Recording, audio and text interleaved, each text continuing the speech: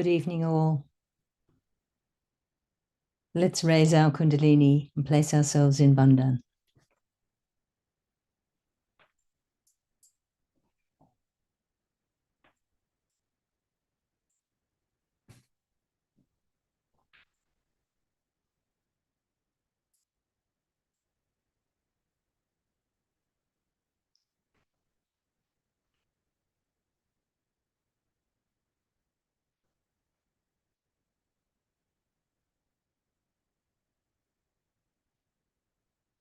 If you have your bucket ready, just give it a Bandhan, 7 circles with your hand. You can say also the mantra of Samudita Devata.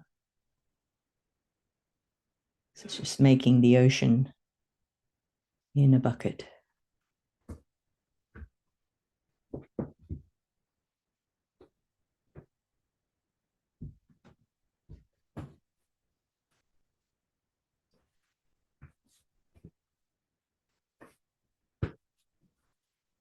Let's keep our feet in our buckets. A few deep breaths.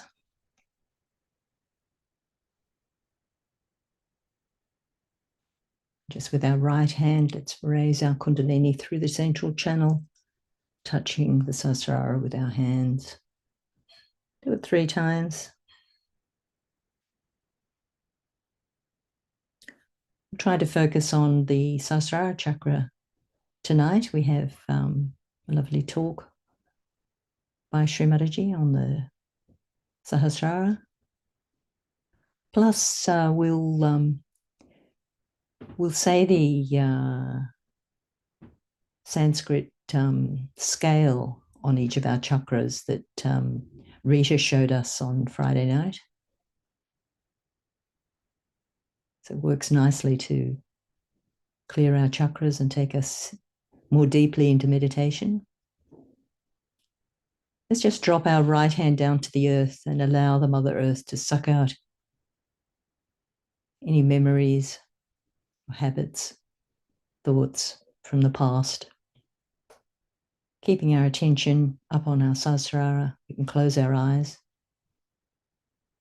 Also, if you have a candle, you can light it. Or if you have an ice pack, you can place that onto your liver.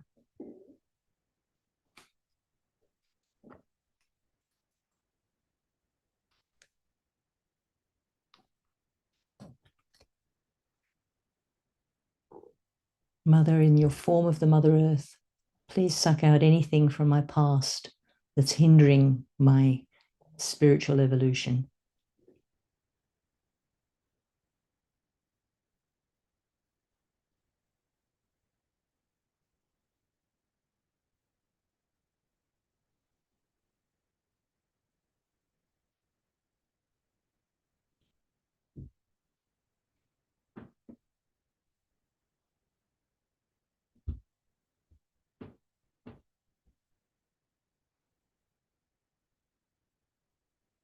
And with our right hand on our lap, we can bend our left hand and ask Mother, in the form of the air and the atmosphere, to suck out all our heat from the day or from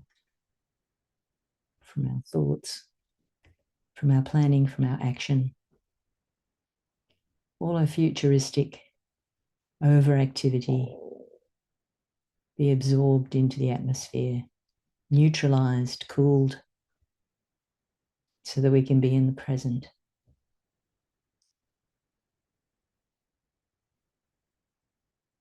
Attention at Sahasrara.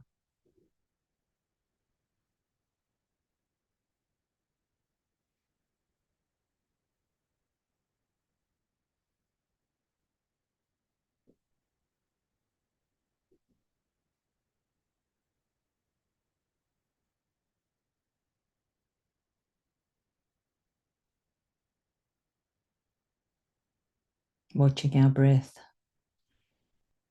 feeling our hands, any heat that's leaving,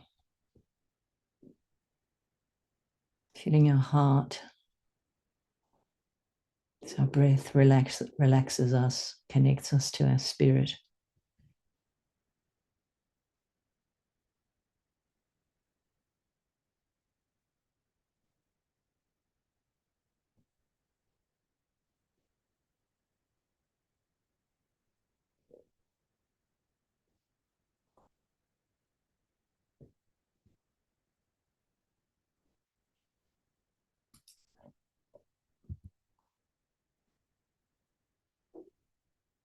And bring our two hands now open in our lap.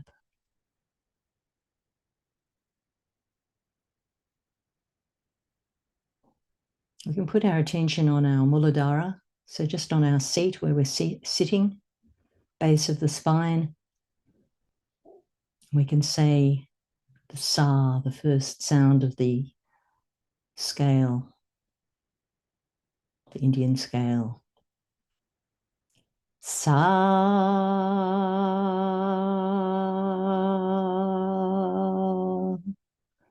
Let's say it again, 2 more times. Sa.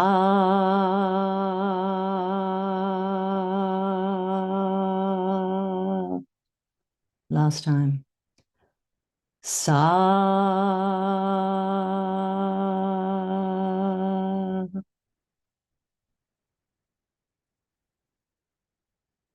We're going up to the Swadhisthana.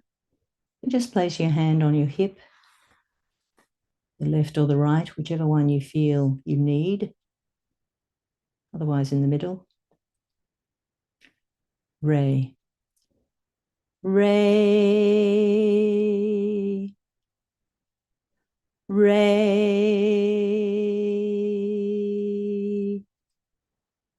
Re.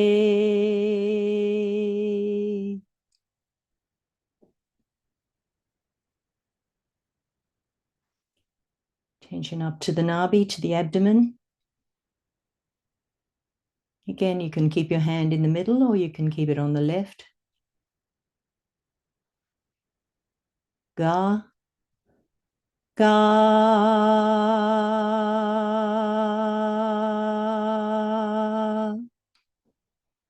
And again with a big breath. Ga.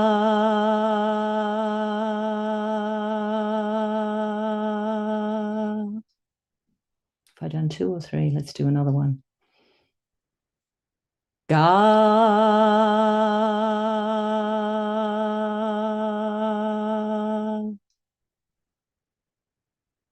Just feeling the breath in the abdomen. Just bringing about peace and satisfaction. Bring your hand up to the heart. We can go on the left side where our spirit resides, or in the center heart if we want to increase our courage. Ma. Ma.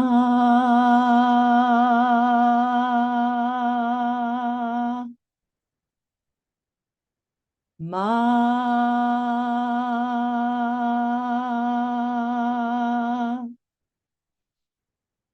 Ma.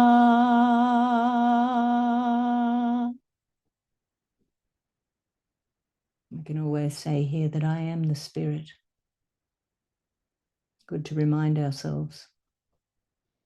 If we get involved in our daily life events, I am the spirit.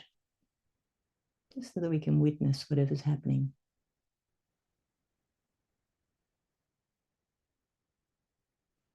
Watching our breath.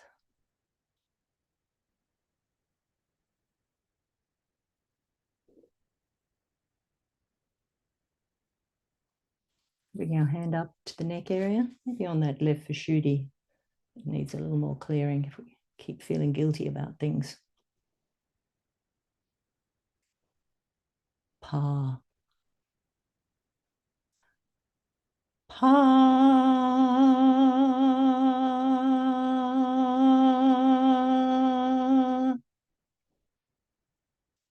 Pa.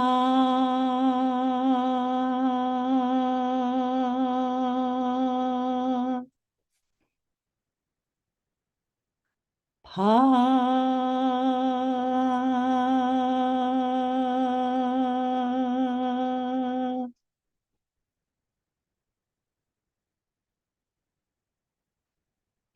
Mother, please help me to be the witness.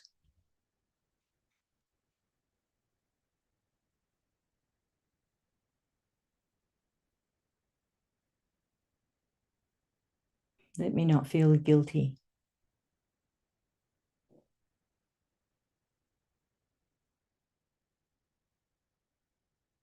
And let me feel my self-esteem.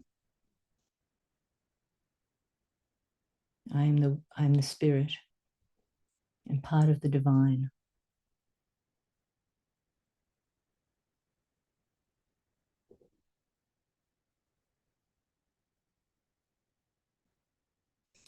Now up to the Agya. Just resting our forehead in our hand.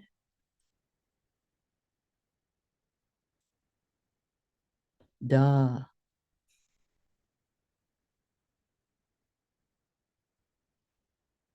Da.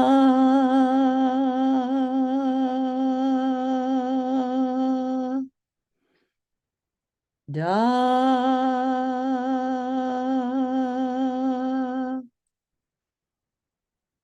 Da.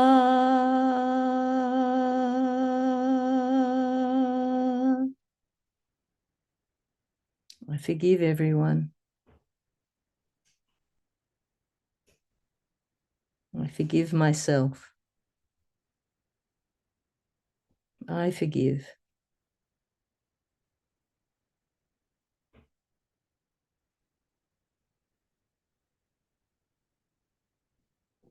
Mother, please suck in the ego and the superego.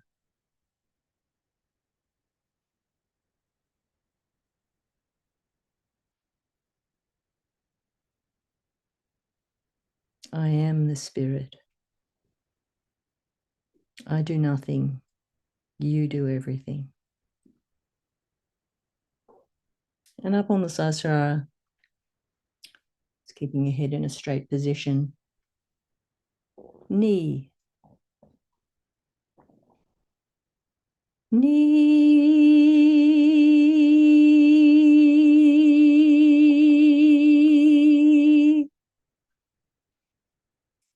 Knee.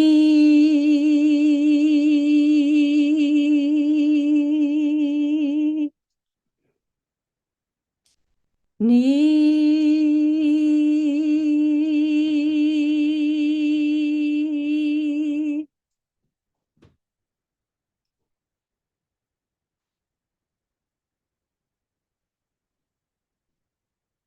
Mother, let me feel the thoughtless state.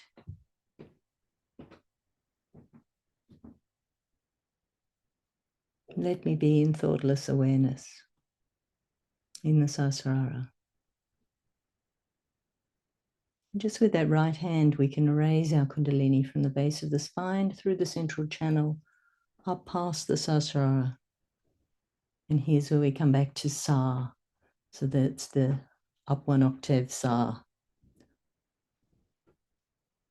Sa.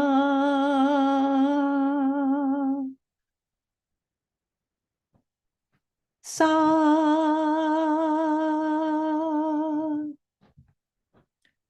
Sa.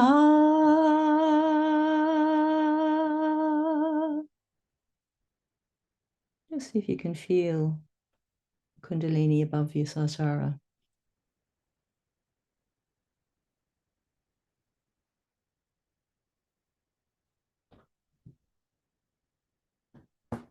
I'm sure you could say that scale much nicer.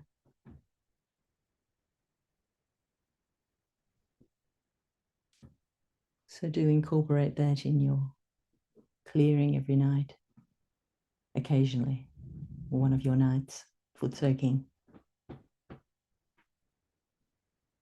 Just keeping your attention up at Sahasrara and the hands back in the lap. Just try to feel the Kundalini flowing.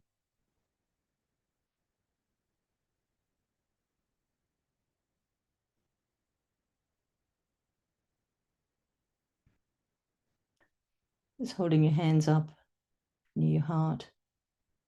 See how you're feeling on your hands. If there's anything you're aware of you would like to clear, just take the left or the right hand to that center. Hold it there for some time, but keeping your attention at Sahasrara.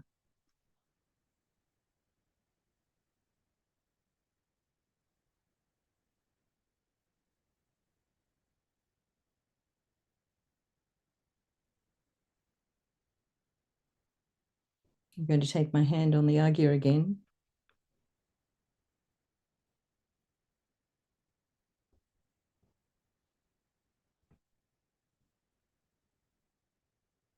We can say a mantra to Sri Jesus Mary. Om Tvameva Sakshat Shri Jesus Mary Sakshat Shri Adi Shakti Mataji Shri Nirmala Devi Namo Namaha.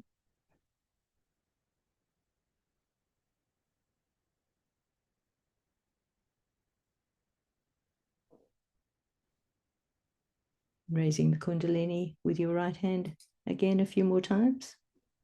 Up beyond the Sahasrara, just to the top of your head. You hold the hand on the Sahasrara, giving it a gentle rotate, a clockwise massage. And holding it up. See if you can feel that flow. Should be nice and cool.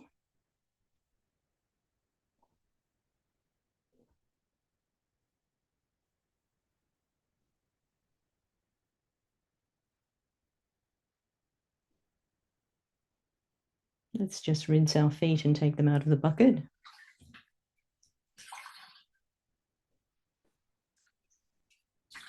Into your towel. Just keep the bucket to the side.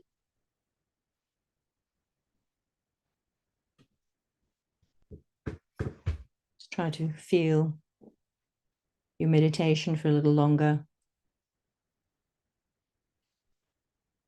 Just playing a little.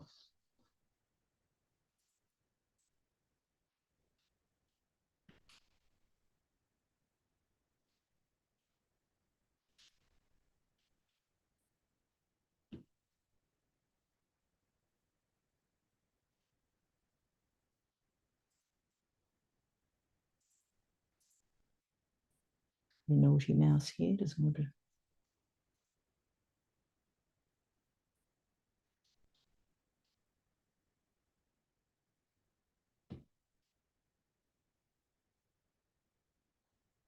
Just raising your Kundalini a few times up to the Sahasrara.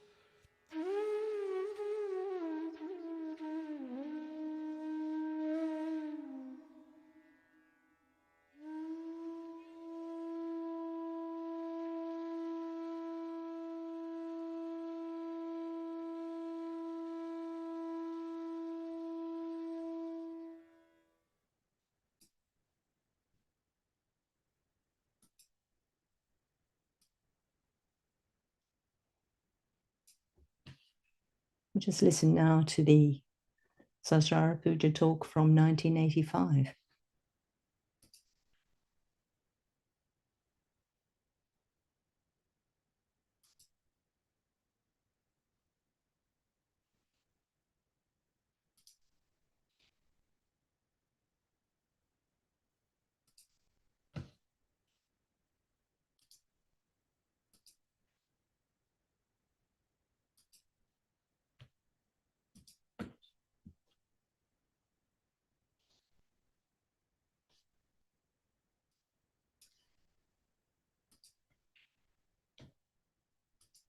Beautiful place.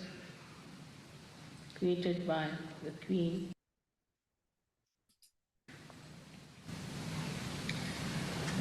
We have gathered here to perform a puja to the Sahasrara.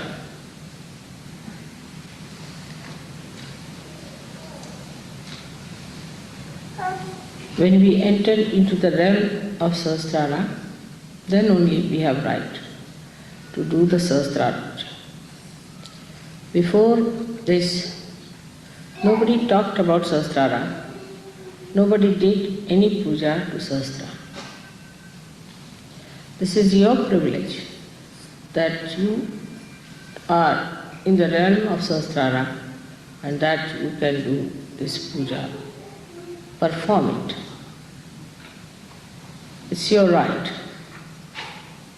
You are chosen for this. It's a very privileged place for you to enter into the Sahasrara of the Virat, to reside in the brain as self of that Sahasrara.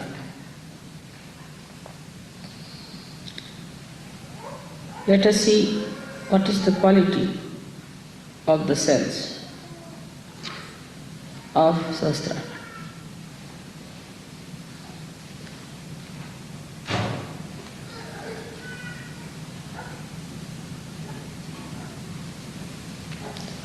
These are specially created cells through the working of the Swadhisthana. Passing through all the chakras,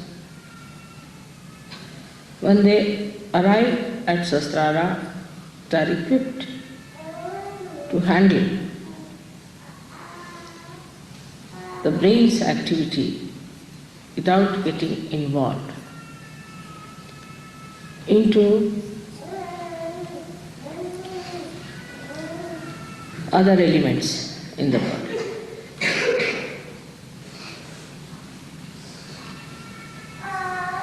In the same way, the Sahaja Yogis are not to be involved with the other cells, human beings of the body of this universe.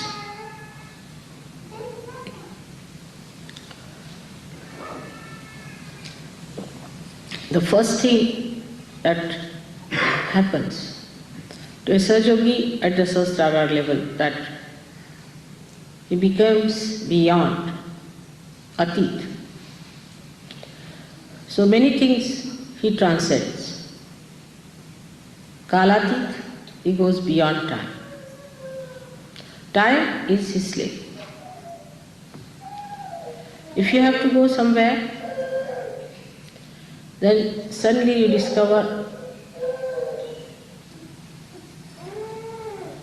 that everything is working about the same time when you are able to do it. Like you are, say, to catch a train, and you arrive late at the station, you find the train is late for you. Things work out in such a way that you feel they are all acting for your complete convenience. So you go beyond time, Kalatit. Then you go beyond dharma. Dharma means dharma becomes part and parcel of your being. Nobody has to tell you, you do this or you do that. You just don't do it. Whatever you have to do it, you do it.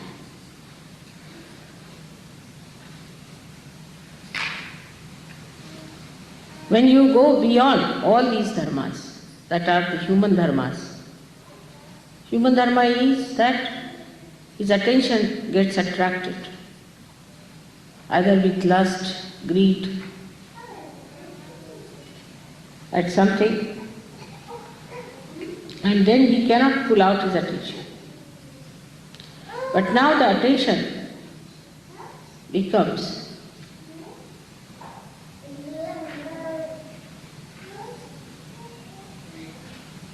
dharma-atit, means the attention loses its dharma.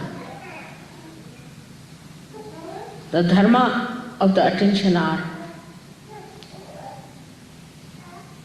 such that we have to put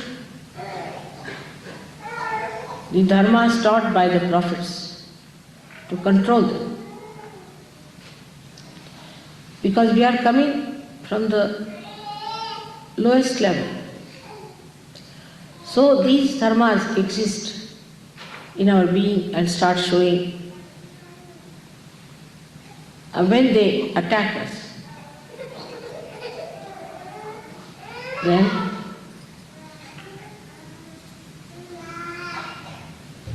we have to have some measures to control it. So we build up our dharmas, our rules and regulations, and control them, the dharmas which have come to us from lower condition. This is the greatness of human beings, that they have made their own dharmas established on top of the lower dharmas. Like carbon has, say, 4 valencies. It has to be in 4 valencies. It acts according to the 4 valencies. It cannot make it 6. But human beings can make those valencies established which are supposed to be representing the human dharma, the manav dharma. But with the Sahasrara ascent, the attention loses that quality. Means you don't have need, there's no need to put dharmas, restrictions upon yourself. You don't have to discipline, but you get disciplined automatically. That is the first sign of a person who is belonging to Nirmal religion. That is pure. Attention doesn't get attached or attacked by anything whatsoever. It is so pure. Like the lotus leaf, the water doesn't stay on it. So you become kalatit, you become dharmatit, you become gunatit. Means the 3 moods in which you are born, left, right and center, you go beyond.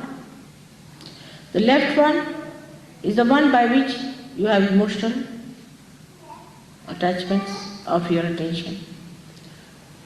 The second one is the physical and the mental attachments. And the third one, the attachment to the dharma. Attachment to be righteous and making others righteous, of disciplining others and disciplining yourself, which is the sattvika, where a person tries to control all his enemies of lust, anger, pride, vanity, attachments, and greed. All these restrictions on the attention get lost, and you become a free person of complete wisdom. Your attention itself becomes dharmic. So you lose all your gunas and you become sadgunis, means virtuous, but not by discipline, but spontaneously. You become righteous spontaneously. Sometimes such people puzzle you, like Christ took a hunter in his hand and beat people who were selling things in the presence of God, in the sense in front of the temples.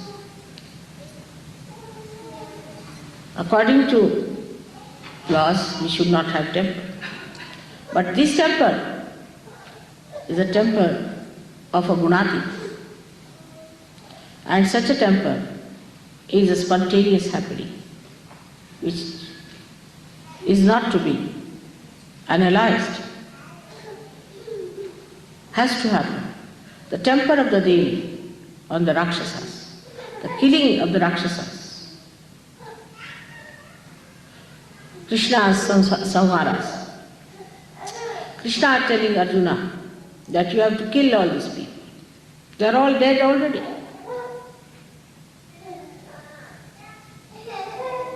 They all get explained because you go beyond. So it's the atit, beyond, conditions arise. Only the one who can control is beyond. The one who is in it cannot control it. If you have to pull out the ship, you have to be on the shore. The one who has gone beyond can only do that. So you go beyond, that is atit.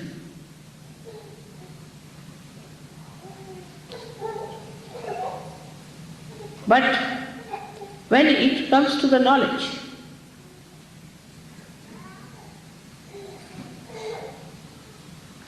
about such a person, you cannot think, because such a person is beyond thinking. You cannot describe, because such a person cannot describe. You cannot say why Socrates agreed to take the poison. Why Christ agreed to get crucified. That's beyond human comprehension. That's how you behave beyond human comprehension, and you are not to take certificates from human beings. Your certificates come from God Almighty and not from these human beings who are at a lower level. It would be like a dog writing about human beings.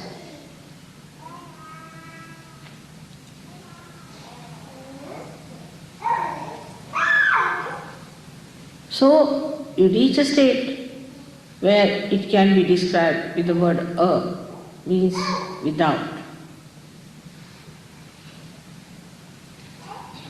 Without. So such a person is without thought. He doesn't think.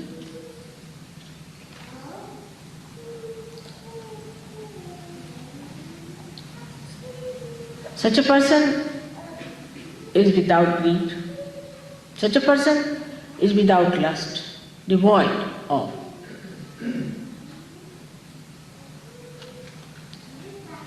Such a person is said to be ashesh, out of which nothing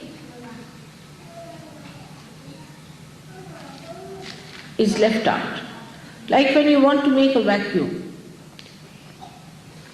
you go on creating the vacuum, reach any point, but the vacuum cannot be complete because it reaches a point all the time where you find some part of it has to be remained. You cannot have a complete vacuum. But such a person has a complete vacuum. Vacuum of all the negative, aggressive qualities. Doesn't exist. Complete.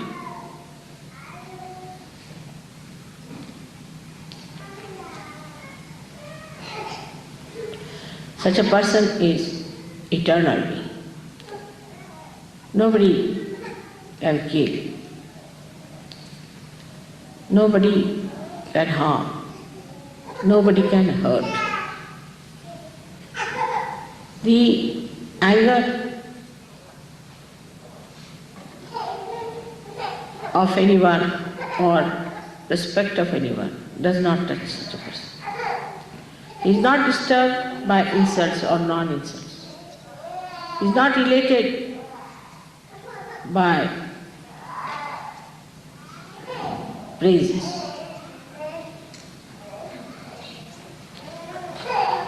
Because he is devoid of the capacity to enjoy the boons of the ego.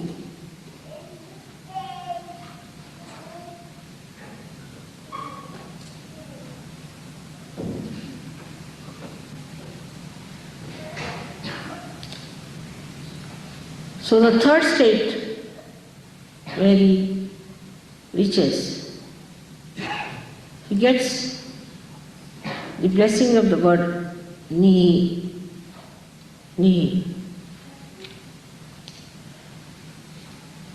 Ni is the first word of my name. But in Sanskrit, when you combine it with mala, then it becomes nirmala. But the word is nihi. Ni, which shakes little. Ni. That means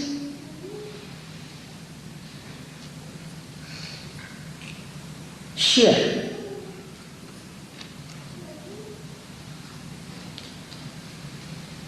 Or when a R is added to it. But the first ni means without, devoid, and nira means sheer.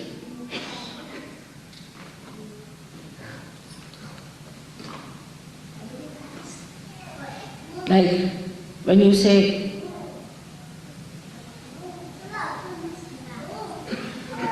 Nirananda, Niran, sheer Atma, sheer joy, Kevala, the only, there's nothing but joy. But this word is used Nira or Ni, used in two forms as I told you.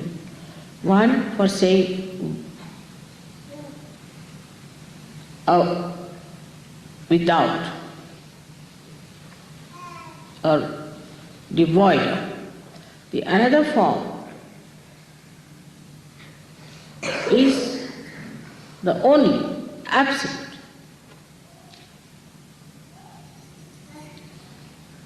The absolute.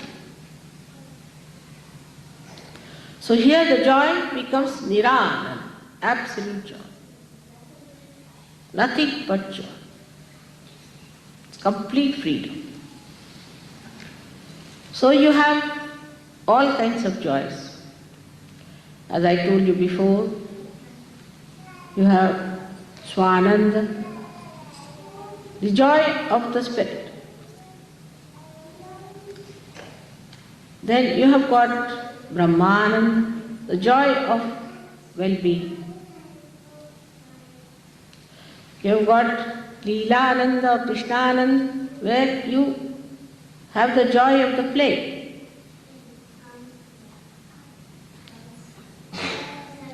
But when you reach the state of Sahasrara, it is Nirananda, means sheer. absolute joy. Though the name Nira is my name, it means absolute. So when you put such an adjective before anything else, it becomes absolute.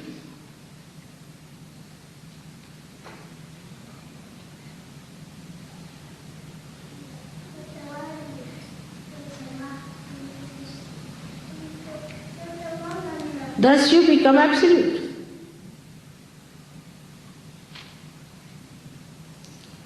And when you are at that state of absolute, then there is no place for anything else to be there but yourself.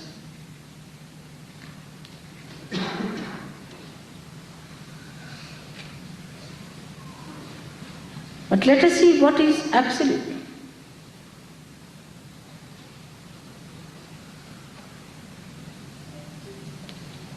That means it is not relative. It has no relative quality. Absolute cannot be compared. Atulaniya, it cannot be compared.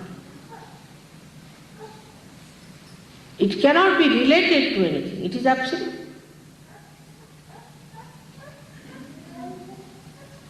It cannot be comprehended because it cannot be related to anything else through which we can comprehend. It is absolute.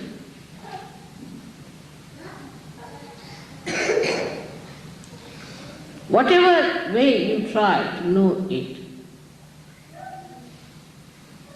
you go away from absolute.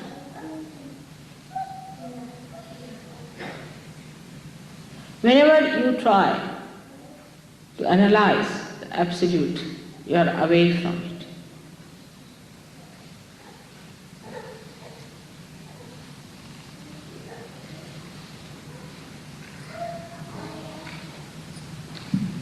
So this is what at Sahasrara you get, Niranand. In different stages of Sahaja Yoga, we had to start from Sharira Ananda, means the Ananda of the body. Manasa Ananda, the joy of the Manasa, the sight.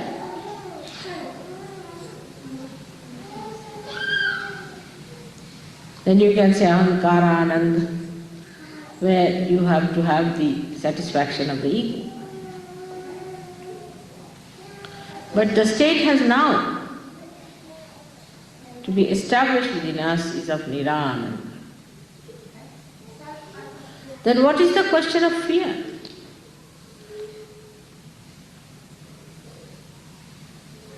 What is the question of talking about it? You cannot talk. Because how will you relate it? I cannot say it is like this, it is like that. There are no words for absolute to describe. Only by negation, not this, not this, not this, what remains is absolute.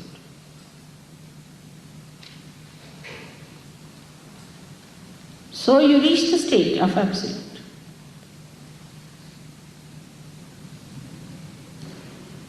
And that is the state a complete communication is established. And in that communication, you have nobody else but the absolute within you.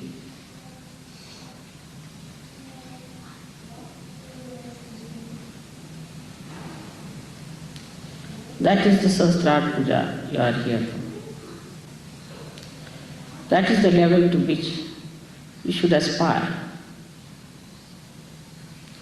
That should be the ascent which should be established within ourselves. We don't have to go to Himalayas. We don't have to do anything drastic. Remaining in this world, we have to become the absolute, the only, Kevalam.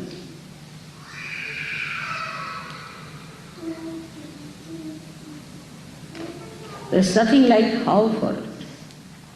You just become. You just become like a flower becomes a fruit. It's all built in, within it. Allow it to work out. Just by surrendering, you become. Surrender, and you'll be surprised. You will be at the state where you will enjoy your absoluteness. It is absolute love. It is absolute compassion. It is absolute power.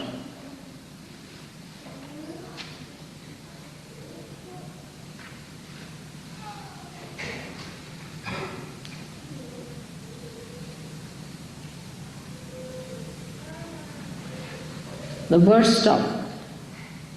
The description stops.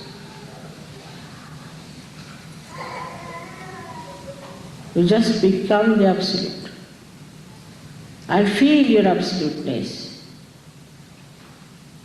through it, with that oneness. If somebody is not with you, you don't worry. There's no company needed. You're alone, enjoying the Absolute.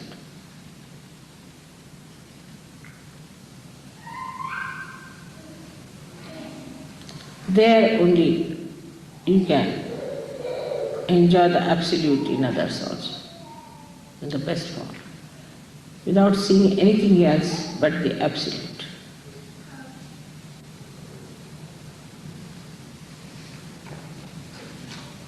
May God bless you.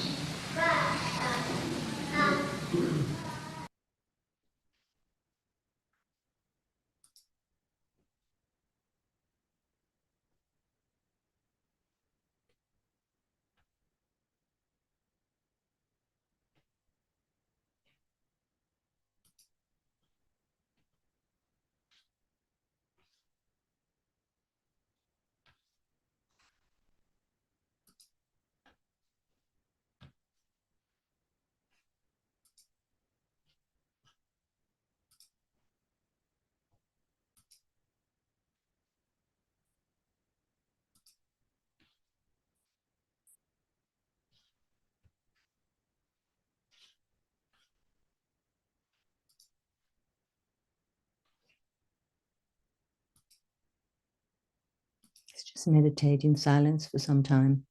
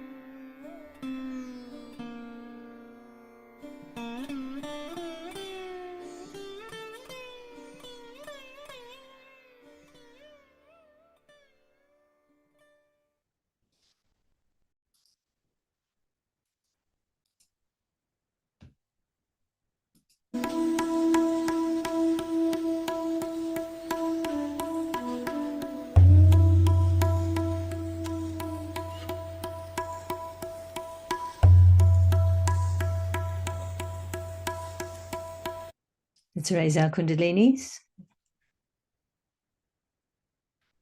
3 times.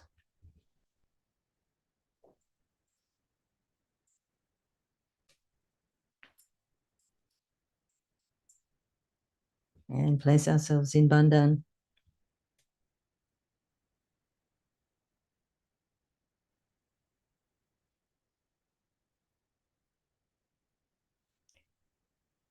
And we'll just leave you for 5 minutes with Zakir Hussain and Rakesh Charazia in concert.